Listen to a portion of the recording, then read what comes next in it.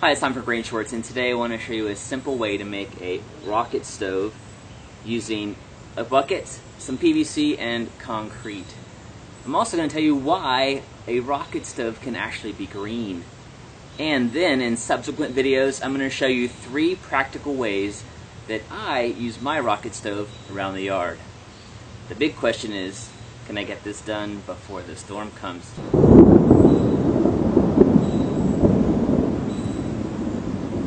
Stay tuned. Welcome back, subscribers. If you haven't joined us yet, you can do so by clicking on the Green Shorts icon that's going to appear in the bottom right hand corner of the screen throughout the video.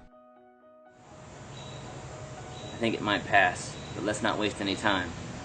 A rocket stove can be green because of the inherent inefficiency of our energy supply. Our electricity is only about 15% efficient. So much energy is used to make our electricity that only 15% of the potential energy of the fuel actually makes it to our home as electricity. Because a rocket stove uses sticks and twigs, fuel that we don't have to mine, that we don't have to transport, and that's renewable because harvesting this fuel simply requires walking around your yard and finding branches and twigs that have fallen off the tree. They're on the ground because of attrition. In other words, the tree didn't need them anymore for its health, and so it shed them, and they can be used as fuel. Even though we're using a resource-intensive product, concrete, to make this rocket stove, it's going to allow us to utilize our own local sustainable fuel, and that's what makes it green. Alright, enough philosophy. Let's get started. Materials for the job: a 5-gallon bucket, a half-gallon milk jug, 3 pizza boxes, a 12 to 16 inch length of 4-inch PVC pipe, 3 3-inch bolts, optional wire armature. I'm using chicken wire scrap, and an 80-pound bag of crack-resistant concrete. Tools for the job: a handsaw, a drill with a bit to match your bolts, tape, a large block of wood for a cutting surface, and a straight edge if you don't want to freehand the cuts, a small board or stick, a box knife, wire cutters, a small trowel, and a marking tool. I'm using my Twisted Sharpie from Greg's Garage. You'll also need a container to mix the concrete. Keep in mind that your bucket is going to be damaged in the process of making the rocket stove, but not so much that it can't be used to make another one. I'm actually using a bucket that I had that had a hole in it already. That's going to be in this space where I'm going to cut out the space for the firebox. But the first step we're going to do is we're going to mark the bottom for drilling holes for our 3 pot standoffs. So we'll start by marking a 4-inch circle here in the middle of the bottom of the bucket. It's going to be a general idea of where our hole is going to be inside. And then we're going to mark about 1 inch away from that, 1/3 of the way around, 3 holes. And then we're going to drill them out. Alright, let's just test and make sure our bolts fit through. They do. Of course, these are going to be coming through from the other side, so just to check to make sure that they fit. Alright, now we're going to put in our spot for the firebox. Now, what I do with this design is the firebox actually comes out the bottom, so that instead of having a tube located about here where the firebox goes in and then up, there's no bottom to the firebox. And that allows us to stack it on bricks or concrete or something to enlarge the firebox however we want to. That's going to allow us to potentially put more fuel in the rocket stove to make it burn hotter if we needed to. We're going to be using a half-gallon milk jug to make our firebox. And I like that because it gives us a square profile. It's going to be a little bit easier to get our fuel into the firebox. It's going to give us a little more room. And the straight sides are also going to do well as we use bricks or blocks to make our firebox bigger. Start by tracing the outline of our milk jug on our bucket. And we want to line up one side with the top rim of the bucket here.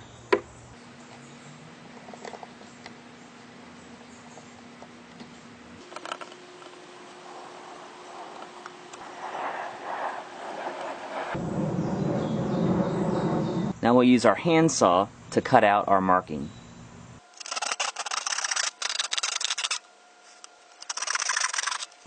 Then we'll cut across the curve of the bucket to cut the bottom out.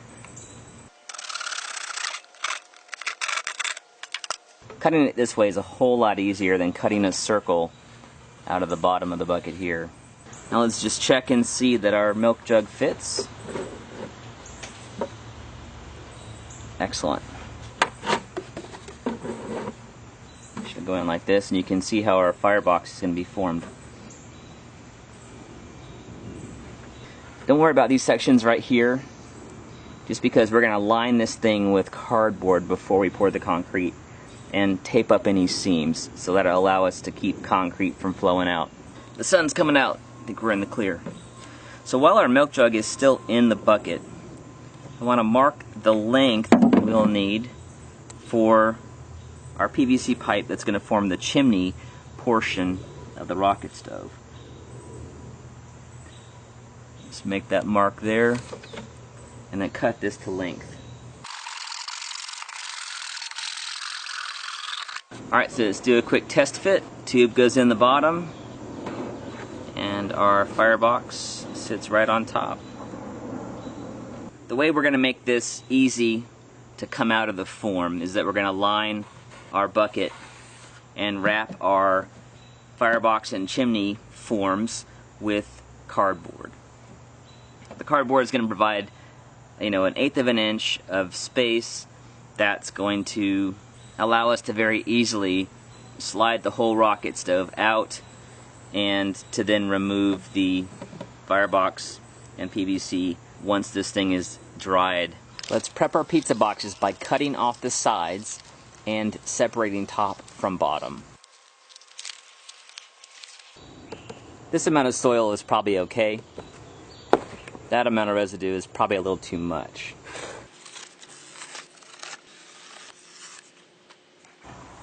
Once the pizza boxes are cut, working with the grain, you want to roll them up.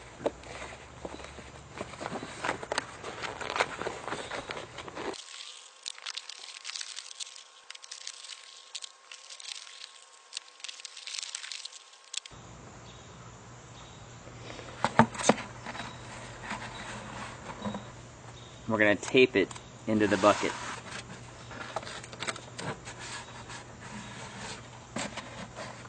Putting a little outward pressure on the cardboard to keep it against the side. 2 pieces doesn't make it all the way around, so I'm going to overlap the pieces of cardboard evenly.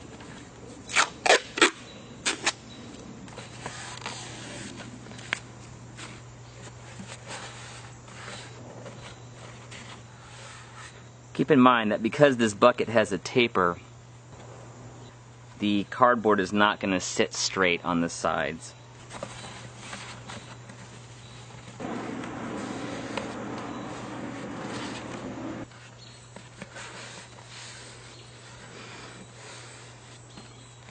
Now the tape doesn't have to be perfect, but keep in mind that you'll be able to see the edges on the outside of your rocket stove. So the neater it can be, the better. Now one thing that's kind of nice about using this cardboard on the inside is that the little vertical lines that we're seeing in the cardboard are going to become a texture on the outside of the rocket stove, which I think looks kind of nice. Alright, now that our bucket is lined, we're going to trim the cardboard to the top of the bucket and cut out for the firebox opening. Instead of cutting down through the cardboard like this, I'm actually going to work from the inside, so I don't undo all my nice taping. So if you slice down from the top till you hit the rim of the bucket, then you can work your box knife through and then just slide it around the lid. Give a little more caution where you're working through 2 pieces of cardboard.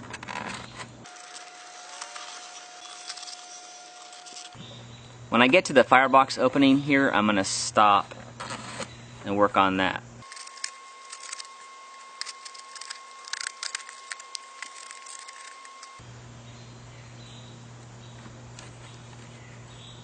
Use caution here. This is where slicing your finger becomes a danger. Now we'll wrap our chimney portion and firebox with cardboard as well. But before we do that, we need to fill our milk jug with water. Our PVC is perfectly strong enough to hold back the concrete, but our milk jug would just collapse under the pressure. So let's fill it with some rainwater, and then it's going to be a lot more substantial.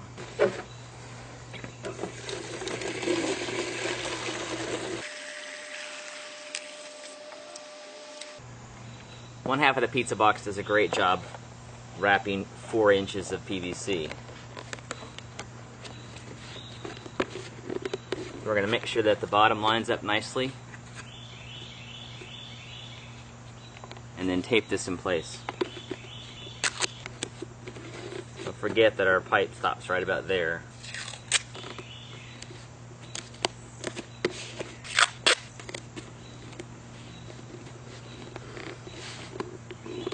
Alright, once we got this wrapped, we're going to press down to find out where the pipe actually stops. And then we're going to cut there and cut around half of the cardboard.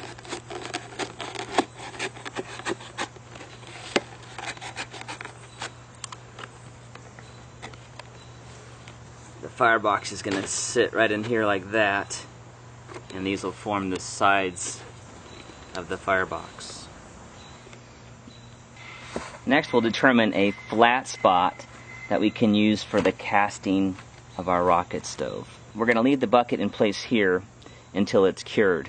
We also want to do this on the grass versus the concrete because we're going to put our pot standoff bolts down through the holes in the bottom of the bucket into the soil, so we can have them sticking out of the top of the rocket stove. I'm going to mark my bolts about 1.25 inches from the top, and that's how far they're going to go down through the bottom of the bucket.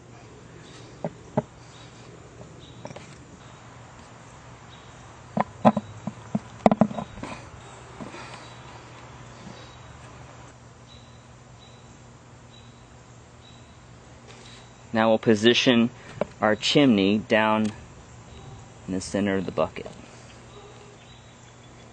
Strive for uniform clearance on all the bolts. Before we put the firebox in, we're going to put in the first bit of concrete because we want to be able to get our armature underneath these panels here. It's just easier to do it while we can still have full access to the bottom. Now you can actually skip the armature step if you want to. We're using crack resistant concrete, but I like adding a little bit of substance, some metal, into the concrete just to help it hold together. It's going to make the rocket stove last a lot longer. We do some temporary tape here on the sides of that to hold it out of the way. And we want our armature to be about the middle of where our concrete's going to be. Not on the edge, not too close to the center. So once we get that distance figured out, then we can fold it over itself, lock it in place. These are sharp, be careful. You don't have to use chicken wire if you don't have it. You could use some fencing. You could even use some coat hangers that you would bend into rings and kind of link together. So that's perfect. This is going to sit down right outside the bolts. We're basically going to add concrete up to the armature. I'm not mixing a lot of concrete. I only want to do what I need to cover that bit of armature.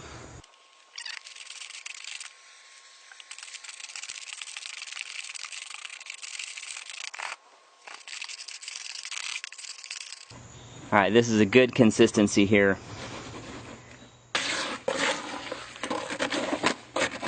Now a garden trowel would be an ideal tool here, but I couldn't find one. So I'm using this play shovel. And the reason being is I want to just gently spoon this stuff in around the edges.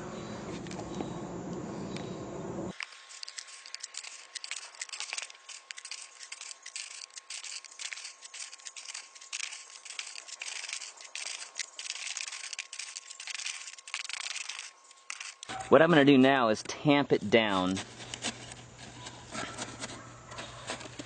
to make sure that I'm on both sides of my armature and that any pockets of air are worked out of the concrete. Use caution here not to push on those bolts. And also don't let your chimney portion ride up. You want to make sure there's no concrete coming underneath the bottom. It is okay if you see a little bit of water coming underneath the pipe. That's normal. Alright, once that's done, let's quickly make another piece of armature and mix up another batch of concrete. And we want to do this quickly so that our top layer doesn't set up too fast. We want the layers to be able to bind together into one piece. So we've got about 5 minutes or so to make that happen.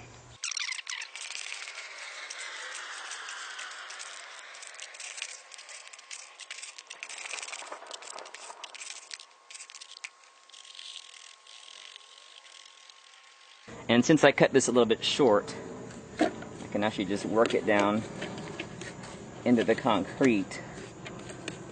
Put a little more concrete over that, mix up another batch.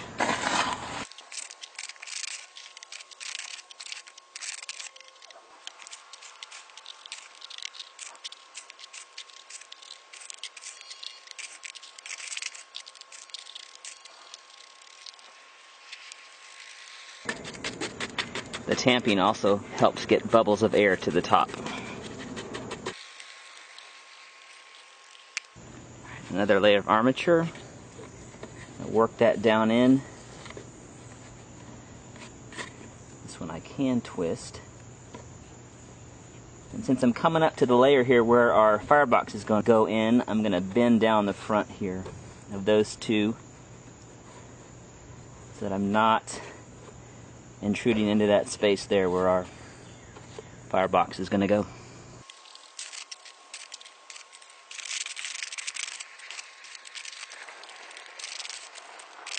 As we reach the layer of where our firebox is going to go in, we got to do a little treating of the concrete before we cover it with the firebox. That's going to prevent it from squeezing out the sides here.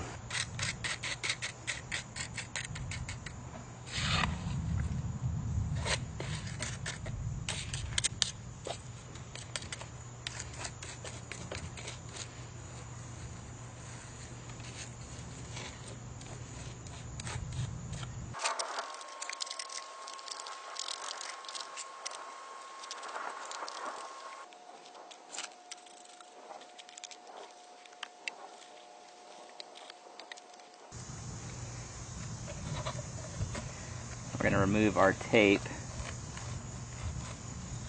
and push back the sides here.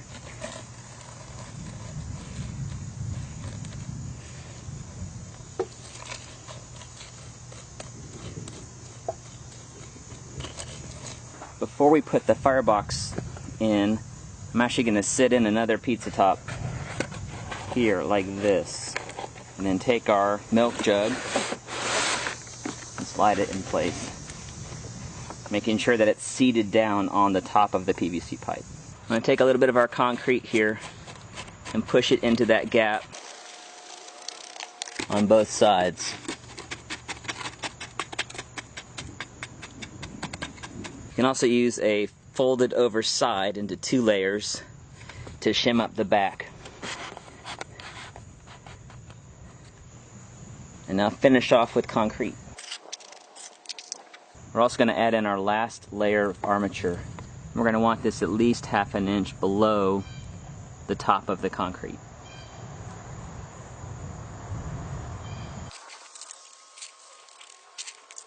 Got a storm threatening again, but we're almost done.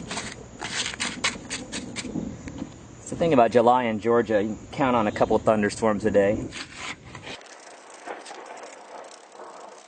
Make sure we get good concrete coverage in this front corner on both sides, because that's going to be the weak spot in this structure.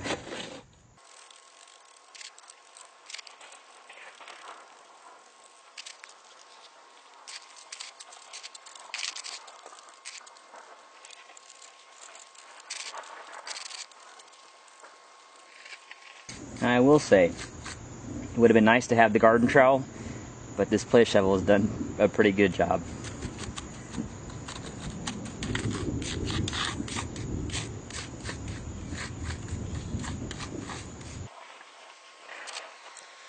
If you only do the armature in one spot, do it on this last layer where the firebox is, because that is the weakest spot. We don't have that full circle, and these spots are most likely to crack off. So if you have to do armature in one place, just to keep it simple, do it in this layer. I'll just make sure my top layer is nice and smooth. And now we wait. We're going to let this cure according to the length of time specified on the bag of concrete. And because I've got rain coming, I'm going to go ahead and cover this with a piece of plastic to keep it from getting wet. Alright, so it's a couple days later, and I've got a fresh shave and a fresh shirt.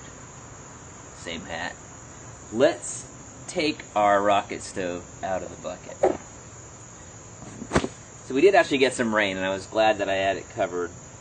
But I also came out and wet the concrete down a little bit as well, because it actually will harden better if it's wet as it cures. So the cure time on this concrete is actually a total of 5 days. Now it's been 2. It's okay for me to get it out of the form now, but I need to wait that full 5 days, maybe a couple 2 more than that, just to make sure this is dried and cured before I use it. Now you'll see why using this cardboard and milk jug was a good idea. Alright, now let's turn the bucket on its side slowly, and I gotta remember I've got bolts in the ground underneath it, so I'm gonna pull it up carefully. See how our bolts did. Looking good. They stayed nice and straight. Now if I shake this a little bit, start to feel it tug out. Of course, as the bolts release there, it's a good sign we're moving down. Ready for another rocket stove. I'm going to peel back the cardboard. It's done its job well. You can see how the pizza box has left some really nice little vertical markings on the rocket stove.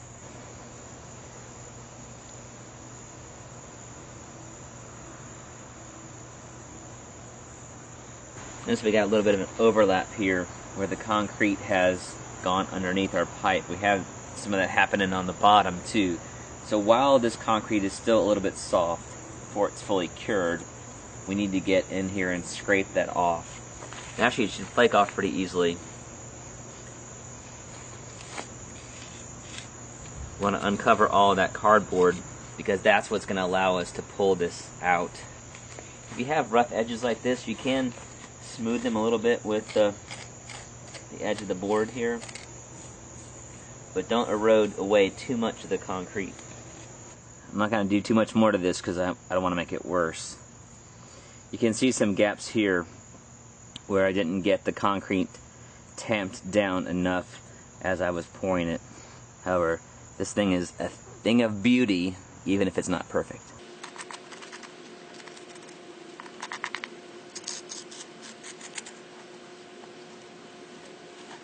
Alright, I'm going to carefully lay this on its side and see if we can get the chimney pipe out. This is where having the cardboard between the concrete and the PVC pipe is invaluable. If we just had that pipe in there by itself, there's no way it would have slid out like that.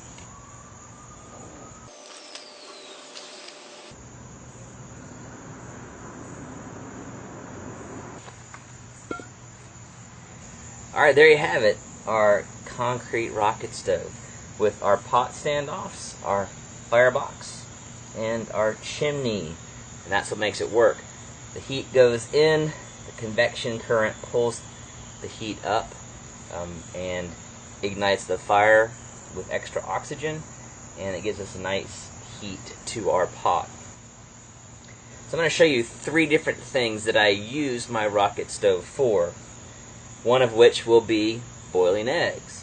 I use this cast iron pot, and I'll boil eggs once a week, which we then use to make deviled eggs, egg salad sandwiches, hard-boiled eggs just to eat like that. In next week's video, I'm going to show you how I made a burner that attaches to the top of this, and I use that to burn invasive plants or seeds that are going to be pervasive in my yard. So rather than throwing them away, certainly don't want to just toss them in the compost pile, they would be pretty voracious there, so they get burned. Then I'll show you how the eggs get cooked, and then the last thing I want to show you is a Japanese wood preservation technique called shoushugiban. I'm actually using that on a little office pod I'm making in the backyard here. I've got another channel that's in the works to show that process. So shoushugiban uses the heat, the fire, to char one side of the wood, thereby preserving it when it's used in building materials. And it also makes this beautiful finish as well.